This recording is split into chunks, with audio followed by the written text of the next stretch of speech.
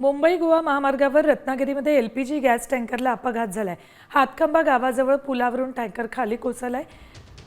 उलटलेला tanker सरळ करण्याचे प्रयत्न सुरू आहेत। हातखंबा गावातल्या वाणीपेठच्या नागरिकांना सुरक्षित ठिकाणी हलवले। गेल्या 7 तासांपासून महामार्गावरची वाहतूक त्यामुळे ठप्प आहे।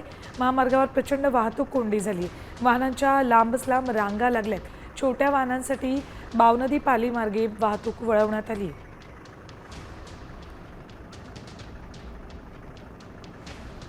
आत्ताची तिथली परिस्थिती काय सांगतात आमचे प्रतिनिधी अमोल कले।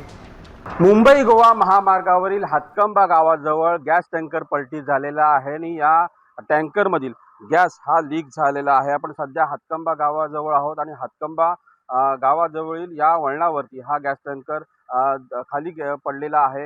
एकंदरीत पाहिलं तर या गॅस टँकरमधून गॅस लीक होत होती, मात्र प्रशासनानं ही गॅस गळती जी आहे ती थांबवलेली आहे आणि क्रेनच्या माध्यमातून हा जो टँकर आहे तो वरती काढला जाणार आहे। त्यानंतर दुसऱ्या टँकरमध्ये जो आहे गॅस शिफ्ट केला जाणार आहे। रात्रीची घटना आहे, जवळपास 11 ते 11:30च्या दरम्यानची ही घटना आहे। जवळपास 8 तास झालेले आहेत या घटनेला आणि या मुंबई गोवा महामार्गावरची वाहतूक जी आहे ती पूर्णपणे ठप्प झालेली आहे।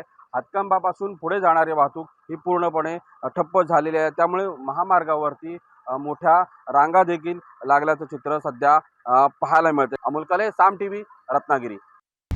आता isakal.com आहे देशातील नंबर 1 ची मराठी न्यूज वेबसाईट। प्रत्येक अपडेटसाठी isakal.com ला नक्की भेट द्या।